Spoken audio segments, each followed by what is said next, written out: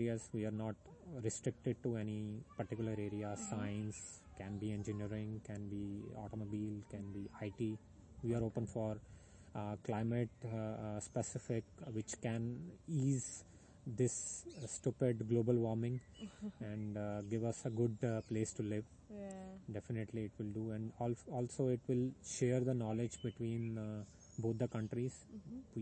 Both the countries are already having very strong relation in terms of business, in terms of engineering collaboration, which is a business, I would say business roadmap. We had a very good background, long years background, but we are trying to give it more shine. And I think it's an honest effort from our side. Let's see how far we can go, but we will try our best. And one question.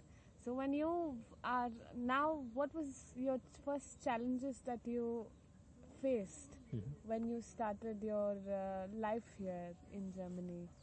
I would say the very first challenge is the knowledge of the German language, because if you don't know the German language, you cannot even apply for the job, because it's written in the requirement, and it's not good to apply for the thing which you are not have enough knowledge about.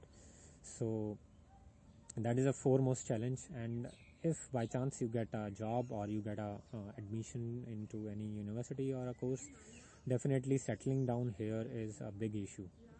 First thing for settling down is the accommodation, which is going to be a very tough task for everyone. And I think more or less, I would say 10 out of 10 people will say this. Every city you know about, people are really having a very bad time while searching.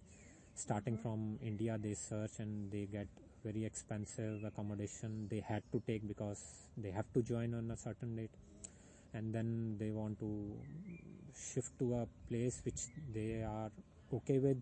It's very hard to find. Even if you find, it's very I would say not very friendly to have totally zero furnished apartments and zero furnished places where you are living, where you are about to live.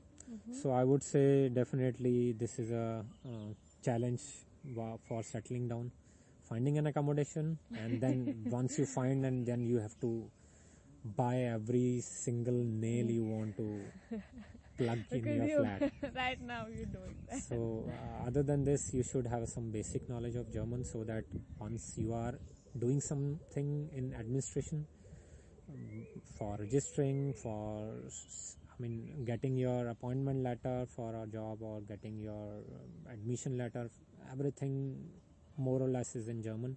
Yes, you can translate it in many ways, but it's a trouble, definitely. So you should be aware of it. How do you think you can overcome these? I think basic knowledge of German is a key, first of all, and you should read a lot about Germany, and you should contact associations, student associations, or some other ways. Nowadays Facebook is like good source for this. You can contact people. There are many people. Those are very friendly. You can also talk to some city offices. You can write an email to city offices. They will definitely try to help you a lot. And if you want to have some specific knowledge about any specific department, like some electricity department, you can write to Stadtwerke. There are many other departments. If you want to have a specific knowledge, then you can write, and every email is available. They have it in your contact us page. So I think administration here is very friendly, I would say. I hardly get any trouble and hardly get anything which is not friendly to me. And I would say just try to write to them, call them, they will help you. And I think that's a key. So you can overcome maximum of the issues, and that's it, I think. What do you think? Okay, finally, this is one of the most interesting questions. What advice would you give to the incoming people who would want to start their bases in Germany? Something I would say try to be more open in studies. It's not a study which you used to have in India.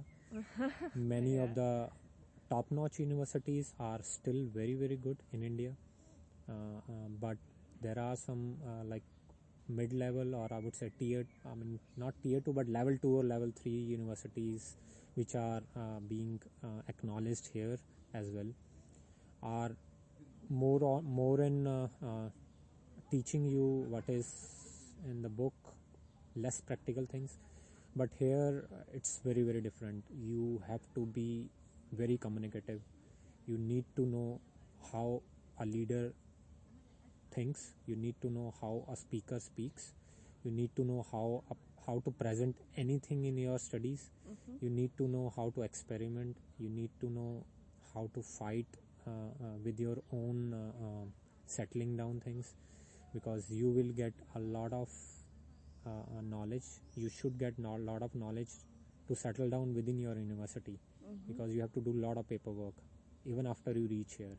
You have to take many things, many approvals, and please follow all the rules, and just be open for everything. Do as many as seminars it is possible for you while being in India. Try to read out many articles. Try to reach to many uh, lecturers or some students you know about. If you don't know, just try to find them. Just to find, try to find on your own way. Otherwise, approach HISA, of course, I would say. Being a member of HISA, that we will try our best to give you enough knowledge. And And for that's the it. working staff? For the working stuff, I would say again, try to be open.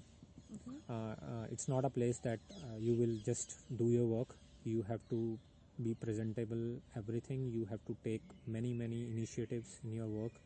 You cannot do only the work which is assigned to you. You should not do that. Otherwise, like you are working like only expected. You have to be like a leader always, even if you are not appointed to be. So you have to show an interest in the things. You have to be open in many, many new ideas, new technologies. You have to learn by yourself.